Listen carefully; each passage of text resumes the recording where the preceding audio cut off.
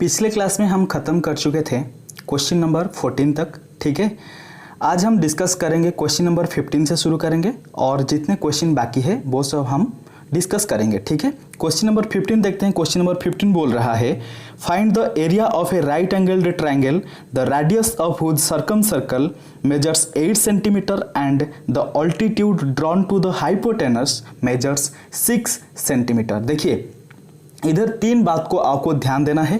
पहला तो जो ट्रायंगल है वो राइट एंगल्ड ट्रायंगल है।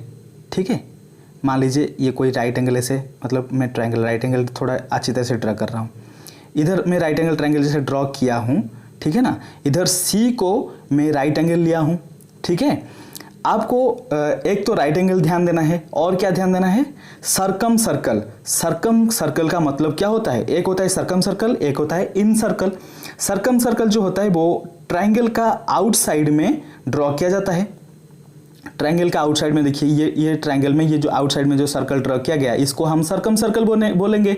अगर ये ट्रायंगल का इनसाइड ड्रॉ किया होता तो उसको हम क्या बोलते, इन सर्कल बोलते। ठीक है, इन ट्रायंगल में मैं एंगल सी को 90 डिग्री मान रहा हूं। एंड आपको तो एक थ्योरम में आपको पता होगा, कोई अगर राइट एंगल ट्रायंगल का अगर हम सर्कम सर्कल ड्रा करते हैं, जो राइट एंगल का जो हाइपोटेनस होता है वो हमेशा सर्कम सर्कल का डायमीटर जैसा काम करता है। इधर दिया गया है सर्कम सर्कल का radius of whose circumcircle measures 8 centimetre. That means circumcircle का जो रेडियस है, दैट मीन्स ओ से लेके बी तक और तो और ओ से लेके ए तक जितना डिस्टेंस है उसको हम 8 सेंटीमीटर बोलेंगे। दैट मीन ये जो ट्रायंगल का जो हाइपोटेनस होगा ना वो 8 centimetre plus 8 centimetre equal to 16 centimetre हो जाएगा। समझने वाला चीज ये था। और क्या बोला, and the altitude drawn to the hypotenuse, मतलब राइट एंगल ट्रायंगल में अगर हाइपोटेनस को हम ऑल्टीट्यूड ड्रॉ करेंगे तो हाइपोटेनस का अपोजिट एंगल से ऑल्टीट्यूड ड्रॉ करना पड़ेगा। हाइपोटेनस का अपोजिट एंगल है angle C, that is 90 degree. मतलब राइट एंगल जो जिस कॉर्नर में होगा, जिस वर्टेक्स में होगा, उस वर्टेक्स से हम क्या करेंगे, एक ऑल्टीट्यूड ड्रॉ करेंगे। किसके ऊपर, मतलब हाइपोटेनस के ऊपर। वो हो गया, ऑल्टीट्यूड ड्रॉ हो गया। और ऑल्टीट्यूड का हाइट कितना है, ऑल्टीट्यूड जो उसका लेंथ कितना है, 6 सेंटीमीटर है ना। चलिए क्वेश्चन अभी हम क्वेश्चन का आंसर शुरू करेंगे। बोला है ट्रायंगल का एरिया पूछा है। अभी अगर देखिए, अगर सर्कम सर्कल का जो है हमको अगर डायमीटर पता चल जाएगा वो हो जाएगा हाइपोटेनस। राइट एंगल ट्रायंगल में हम अगर हाइपोटेनस को बेस मान के चलते हैं, नॉर्मल ट्रायंगल जैसा बेस मान के चलेंगे, तो इसके लिए हाइट क्या हो जाएगा, CD हो जाएगा हाइट। अगर CD हाइट हो जाएगा एनी ट्रायंगल का बेस एंड उसके रिलेटेड जो ऑल्टीट्यूड दिया होगा, ऑल्टीट्यूड बोलो या तो हाइट बोलो, अगर दिया होगा तो उसका एरिया क्या हो जाएगा, half into base into height. अभी हम एरिया निकालने के लिए क्या करेंगे, हाफ इंटू 8 इंटू 6 सेंटीमीटर करेंगे। ठीक है, चलिए मैं कैसे आंसर किया हूं देखिए। Let ABC is the given right angle triangle. ABC वही राइट एंगल ट्रायंगल है। We know that for any right angled triangle, the center of circumcircle is the circumcenter falls on the midpoint of the hypotenuse. Hypotenuse का midpoint में आएगा क्या, circumcenter, या तो खाली centre बोल दो। अभी क्या हो जाएगा, let AB is equal to base, मतलब हाइपोटेनस को मैं, ये जो AB हाइपोटेनस को मैं बेस माना, तो AB equal to 8 into 2 equal to 16 centimetre होगा। 16 क्यों होगा मैं बताया था, ओ से इधर 8 सेंटीमीटर, ओ से उधर 8 सेंटीमीटर, दोनों मिल जाएगा, या तो 8 से 2 मल्टीप्लाई करो तो दोनों सही बात है ना, 16 सेंटीमीटर हो जाएगा। अभी देखिए AB मिल गया हमको, CD तो दिया गया है altitude equal to 6 centimetre. CD जो AB के ऊपर जो ऑल्टीट्यूड है उसका लेंथ है 6 सेंटीमीटर। अभी एरिया निकल जाएगा, area equal half into AB into CD हो जाएगा, that is half into 16 into 6 हो जाएगा। 2 से मैं क्या करूंगा, 6 को कट कर दूंगा एंड 48 सेंटीमीटर हो जाएगा आंसर। चलिए नेक्स्ट क्वेश्चन शुरू करते हैं। Question number 16। क्वेश्चन नंबर 16 बोल रहा है, find the length of the hypotenuse of a isosceles right angled triangle whose area is 200 centimeter square, also find its perimeter। मतलब ऐसा एक राइट एंगल ट्रायंगल है जो कि आइसोसेलेस भी है। आप याद रखना, कोई भी राइट एंगल ट्रायंगल हो एंड वो आइसोसेलेस हो, जो दोनों साइड इक्वल होगा वो दोनों राइट एंगल का एडजेसेंट साइड डेफिनेटली बनेगा। नहीं तो नहीं बन सकता। आप कभी हाइपोटेनस के साथ कोई एक साइड को इक्वल करके बनाना, वो कभी भी राइट एंगल ट्रायंगल नहीं बनेगा। अगर वो राइट एंगल ट्रायंगल बन गया ना तो मेरे को बता देना, ये शायद कभी नहीं हो सकता। राइट एंगल का जो दोनों क्या बोलते हैं उसको, राइट एंगल के साथ जो दोनों साइड जुड़ा हुआ होता है वही दोनों साइड इक्वल होता है। तो अभी अगर मैं एक साइड को बेस मानूंगा, एक परपेंडिकुलर हो जाएगा, या तो उसको मैं हाइट बोल सकता हूं या तो ऑल्टीट्यूड बोल सकता हूं। परपेंडिकुलर, हाइट, ऑल्टीट्यूड तो तीनों की तीनों तो सेम ही होगा राइट एंगल ट्रायंगल के, मतलब राइट एंगल ट्रायंगल कंसीडर करेंगे तो मैं मान लिया कि let ABCJ is the isosceles right angle triangle where AB equal to BC equal to X मान लीजिए, क्योंकि दोनों साइड इक्वल है लेकिन दोनों का लेंथ तो दिया नहीं गया, मैं X मान लिया। तो अगर मैं X मान लिया तो एरिया में अगर निकालने के लिए कोशिश करूंगा तो half into AB into BC, half into base into height, है ना, इक्वल टू 200 सेंटीमीटर स्क्वायर, जो कि क्वेश्चन में दिया गया है। चलिए अब तक तो सही था। अभी क्या करूंगा, AB के जगह X पुट करूंगा, BC के जगह X पुट करूंगा, that is half into X equal to 200 हो जाएगा। इधर है ना 200, दोनों का अगर इक्वेट करेंगे तो x स्क्वायर इक्वल टू हो जाएगा कितना 400, x स्क्वायर हो जाएगा 400 and x equal to root over of 400 equal to 20 centimetre हो जाएगा। समझ रहे हो? अभी देखिए हमारा x का वैल्यू मिल गया। अभी अगर x 20 सेंटीमीटर है तो AB हो जाएगा 20, BC हो जाएगा 20। बोल रहा है फाइंड द पेरीमीटर। हम पेरीमीटर अगर ये ट्रायंगल का निकालने के लिए कोशिश करेंगे तो AC तो हमको चाहिए ही। अगर AC हम फाइंड आउट करने के लिए कोशिश करेंगे, राइट एंगल ट्रायंगल में हाइपोटेनस का फॉर्मूला क्या होता है, हाइपोटेनस इक्वल टू पेरीमीटर का स्क्वायर प्लस बेस का, सॉरी परपेंडिकुलर का स्क्वायर प्लस बेस का स्क्वायर का होल रूट। तो हम उसी रूट को निकालेंगे। अभी AB को x मान के चले थे तो AB इक्वल टू 20 हुआ, BC इक्वल टू भी 20 हो जाएगा। हाइपोटेनस AC इक्वल टू हो जाएगा क्या, root over of AB square plus BC square, that is 20 square plus 20 square, after all वो हो जाएगा 20 रूट 2। एंड क्वेश्चन में रूट 2 का वैल्यू दिया गया है, हम रूट 2 का वैल्यू पुट कर देंगे, आंसर आ जाएगा पेरीमीटर 28.2 सेंटीमीटर। ठीक है, चलिए क्वेश्चन 16 मतलब 15 और 16 इसमें आपको डाउट नहीं होगा, यही समझ के चल रहा हूं। उम्मीद है आपको समझ में आ गया होगा। चलिए क्वेश्चन नंबर 17 शुरू करते हैं। क्वेश्चन नंबर 17 भी बहुत मजेदार क्वेश्चन है।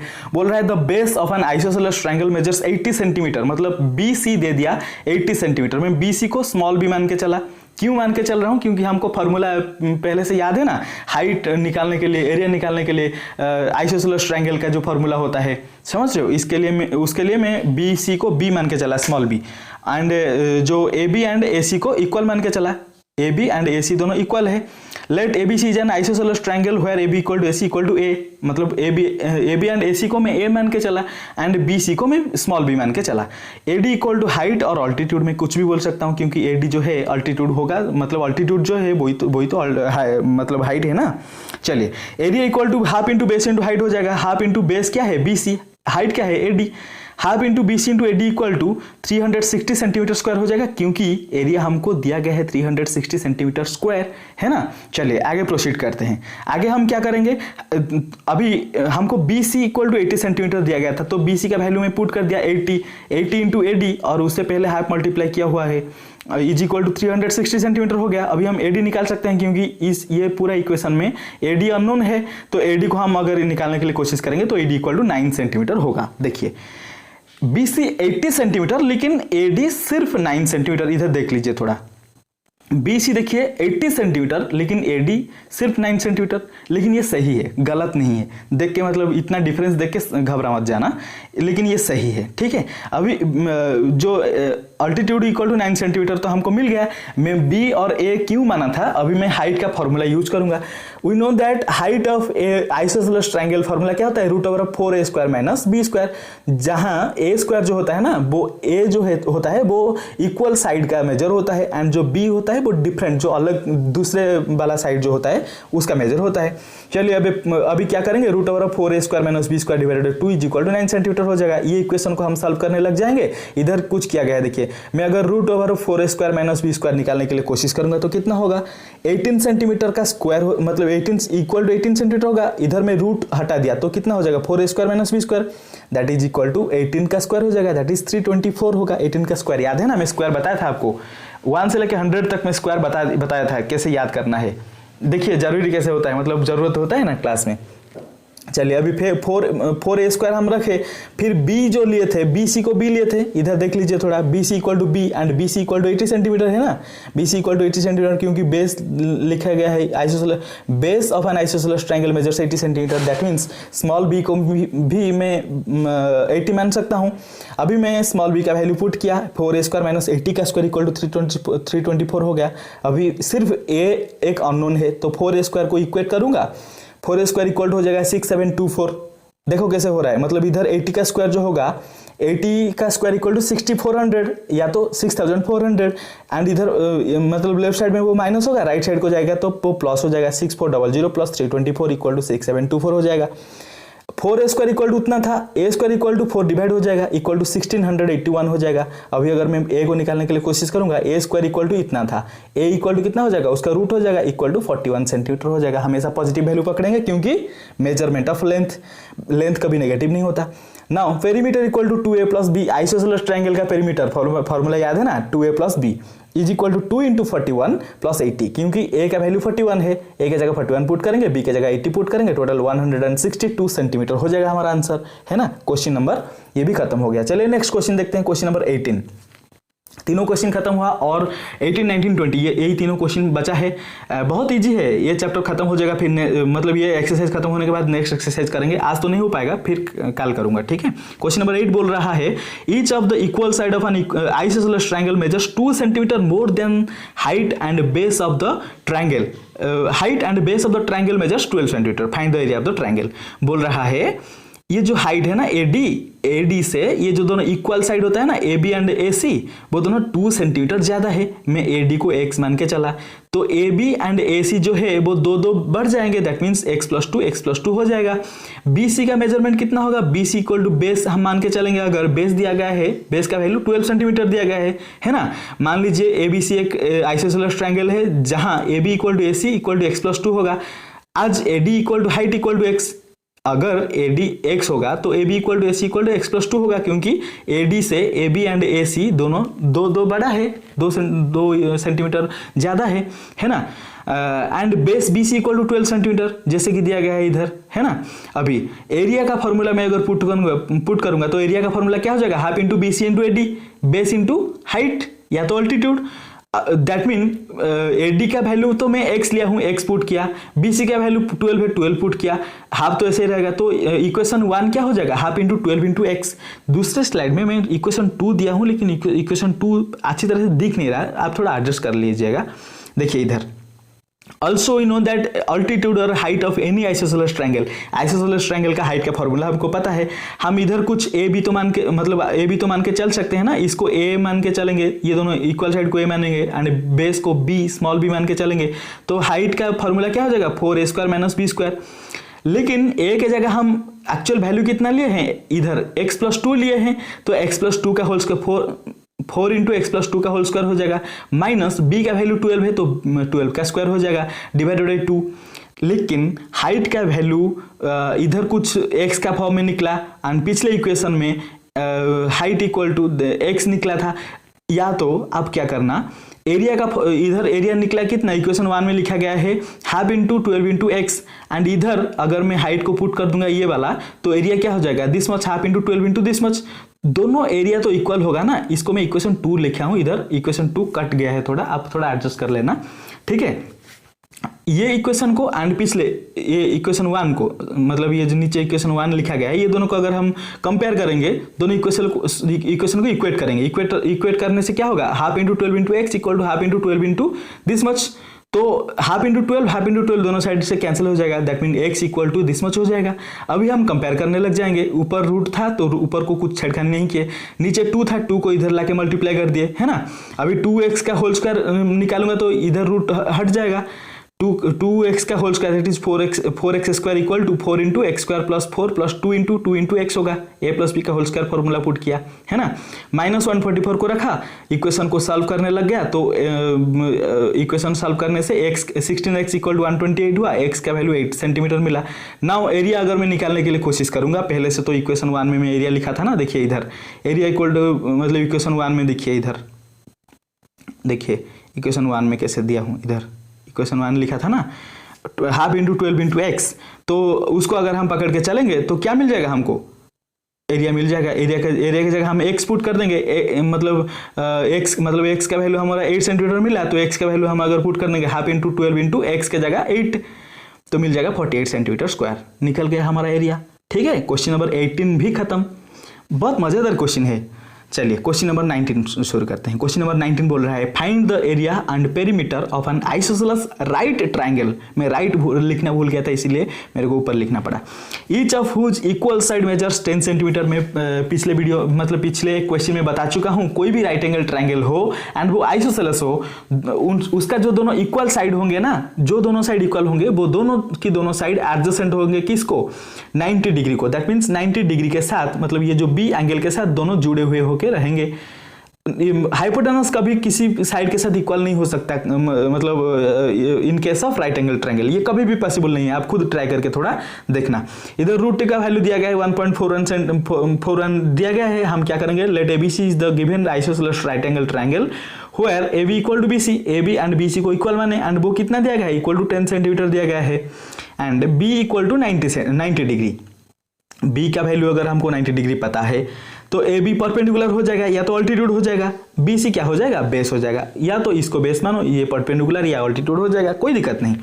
Now area equal to half into base into altitude या half into base into height, कुछ भी लिख सकते हो, equal to half into 10 into 10 equal to 50 centimetre का स्क्वायर हो जाएगा। चलिए आगे क्या करेंगे, एरिया तो दोनों निकालने के लिए बोला था ना, ट्रायंगल मतलब क्या करना है, find the area and perimeter. तो पहले हम एरिया निकाल दिए, इधर 50 सेंटीमीटर स्क्वायर हुआ, तो फिर हम क्या करेंगे, पेरीमीटर निकालेंगे। In right angle triangle ABC हमको AB पता है, देखिए AB पता है, BC पता है, AC निकालना है। तो AC का फॉर्मूला क्या होता है, AC equal to root over of perpendicular square plus BC मतलब बेस का स्क्वायर, परपेंडिकुलर 10 है, बेस भी 10 है, 10 का स्क्वायर प्लस 10 का स्क्वायर, AC इक्वल टू 10√2 हो जाएगा। इक्वेट करके देखना, मतलब कैलकुलेशन करके देखना, 10√2 होगा। √2 का वैल्यू दिया गया था 1.41, हम 10 के 10 मल्टीप्लाइड बाय 1.41 कर दिए, इक्वल टू 14.1 हो गया। 14.1 ये एक्चुअली सेंटीमीटर होगा, मैं लिखने भी भूल गया लास्ट को, लेकिन लिखा हूँ perimeter. Now perimeter equal to AB plus BC plus AC होगा, तीनों साइड का मिलावट हो जाएगा ना, equal to 10 plus 10 plus 14.1 that is equal to 34.1 centimetre हो गया हमारा आंसर। क्वेश्चन नंबर 19 भी खत्म हो गया। देखिए बहुत जल्दी खत्म हो जा रहा है ना, मतलब बहुत छोटे छोटे क्वेश्चन है। क्वेश्चन नंबर 20 क्या बोल रहा है, in the given figure triangle ABC is an equilateral triangle the length of whose side equal to 10 centimetre and triangle DBC, ये DBC मैं खुद लिखा हूँ, खुद पढ़ने के लिए दिक्कत हो रहा है मेरे को। Triangle DBC is right angle at D and BD equal to 8 centimetre, find the area of the shaded region मतलब ये जो मतलब हैशिंग किया गया है उस रीजन का हम क्या करेंगे, एरिया निकालने के लिए कोशिश करेंगे। एरिया निकालने के लिए अगर वो सैडेड रीजन का एरिया हमको चाहिए तो बड़े वाला ट्रायंगल का एरिया निकालो, ये छोटे वाला ट्रायंगल का एरिया निकालो, बड़े वाले से छोटे वाले को घटा दो, माइनस कर दो, दैट मीन माइनस कर दो, तो बचेगा क्या, सैडेड रीजन का एरिया बचेगा। तो हम क्या करें, पहले ट्रायंगल ABC पकड़े जो कि एक इक्विलैटरल ट्रायंगल है, मतलब तीनों साइड इक्वल है, 10 centimetre 10 centimetre and 10 centimetre. Equilateral triangle का फॉर्मूला होता है ना, एरिया इक्वल टू √3/4 स्क्वायर। हम ये तो हमको 10 पता था 10 सेंटीमीटर, हम क्या किए, in triangle ABC AB equal to BC equal to AC equal to 10 centimetre जो कि दिया गया है, गिवन है, तो इसीलिए मैं डायरेक्टली लिख दिया। Area equal to √3/4 square where A is equal to one of the side is equal to √3/4 into A का वैल्यू कितना है, 10 का स्क्वायर, दैट इज 10 इंटू 10 हो जाएगा। हम जब कैंसिल करने लग गए तो ये हो जाएगा 5, ये हो जाएगा 5, तो 5 एंड 5 को अगर हम मल्टीप्लाई करेंगे तो 25√3 होगा। लेकिन इधर √3 का वैल्यू दिया गया है, हम √3 का वैल्यू 1.732 पुट करेंगे, 25 के साथ मल्टीप्लाई करने लग जाएंगे तो कितना मिलेगा, 43.3 सेंटीमीटर स्क्वायर। ये तो हो गया ABC ट्रायंगल का एरिया, लेकिन हमको क्या चाहिए, सैडेड रीजन का एरिया। हम क्या करेंगे, फिर ये छोटे वाला जो ट्रायंगल है BDC या तो DBC कुछ भी बोलो, ये जो छोटे वाला ट्रायंगल है, ये छोटे वाला, उसका एरिया निकालेंगे, फिर बड़े वाला ट्रायंगल से एरिया निकाल मतलब सब्ट्रैक्ट करेंगे, फिर जो सैडेड रीजन होगा उसका एरिया हमको मिल जाएगा। चलिए आगे प्रोसीड करके वो देखेंगे। इन ट्रायंगल BCD मतलब ये छोटे वाला ये जो BCD ट्रायंगल में BC जो है ना वो हाइपोटेनस है, एंड BD को आप परपेंडिकुलर मानो या तो बेस मानो। DC अगर मैं BD को परपेंडिकुलर मानूंगा तो DC क्या हो जाएगा, बेस हो जाएगा, एंड मैं अगर BD को बेस मानूंगा तो DC हो जाएगा परपेंडिकुलर। वो मतलब BD एंड DC कुछ भी हो, लेकिन हाइपोटेनस इधर अगर दिया गया है, मैं कोई एक साइड को अगर निकालने के लिए कोशिश करूंगा, मान लीजिए कोई बेस है, base is equal to hypotenuse का स्क्वायर माइनस परपेंडिकुलर का स्क्वायर का रूट होगा। इधर जैसे कि मैं लिखा DC में निकालने के लिए अगर कोशिश करूंगा तो BC का स्क्वायर माइनस BD का स्क्वायर होल रूट होगा इज इक्वल टू BC जो था वो 10 था तो 10 का स्क्वायर हुआ, BD 8 था तो 8 का स्क्वायर हुआ। 10 square minus 8 square equal to कितना हो जाएगा, 10 का स्क्वायर होगा 100, 8 का स्क्वायर हो जाएगा 64, 100 माइनस 64 इक्वल टू 36, 36 का रूट होगा तो 6 सेंटीमीटर होगा। आप इधर क्या करना, एक दो स्टेप खुद बढ़ा लेना, ठीक है। मतलब मैं जो किया हूँ वो तो सही है, लेकिन एक दो स्टेप में घटा दिया हूँ ताकि आप खुद कुछ भी तो ट्राई करो। Now area of the triangle BCD का अगर हम एरिया निकालने के लिए कोशिश करेंगे, राइट एंगल ट्रायंगल में याद करो फॉर्मूला क्या था। राइट एंगल ट्रायंगल का फॉर्मूला को हम 2-3 तरीके में लिख सकते थे, जैसे कि half into base into height लिख सकते हैं, half into multiplication of adjacent side of मतलब राइट एंगल का जो दोनों एडजेसेंट साइड होते हैं उन दोनों का मल्टीप्लिकेशन अगर हम हाफ से मल्टीप्लाई कर देते हैं तो वो एरिया निकल जाता है, ठीक है ना। अभी मैं हाफ इंटू 6 इंटू 8 डायरेक्टली लिख दिया, क्योंकि एक साइड हमको BD तो मिला है 8, DC मिला है 6, मैं अगर DC को बेस मानूंगा तो हो जाएगा ये हाइट हो जाएगा 8, तो 20 DC इंटू हाइट 8 है, DC का वैल्यू तो 6 निकला तो 6 इंटू 8 हो गया, half into 6 into 8 equal to 24 centimetre square हो गया। Area of the shaded region equal to triangle ABC का एरिया माइनस ट्रायंगल BCD का area is equal to 43.3 minus 24 centimetre square equal to 19.3 centimetre square हो गया हमारा answer, है ना। चलिए यहाँ तक क्वेश्चन नंबर 20 भी खत्म हो रहा है। इस वीडियो से हमारा क्या खत्म होता है, एक्सरसाइज 15.15A खत्म हो जाता है। 15B शुरू करेंगे नेक्स्ट, मतलब कल को शुरू करेंगे। 15B में कोशिश करूंगा ज़्यादा से ज़्यादा क्वेश्चन करने के लिए। मतलब आपका तो दोनों साइड क्लास चल रहा है, स्कूल का भी चल रहा है, आप भी खुद पढ़ रहे हो, इसीलिए मतलब ज़्यादा टाइम नहीं हो रहा होगा, ठीक है। कोशिश करिए, अच्छी तरह से पढ़ते रहिए। उम्मीद है आपको सब कुछ समझ में आ गया होगा। अगर समझ में आ गया है तो कोई दिक्कत नहीं, अगर नहीं आया है तो बता दीजिए, मतलब कमेंट करके बता सकते हैं या तो मैसेज करके बता सकते हैं। Thank you very much.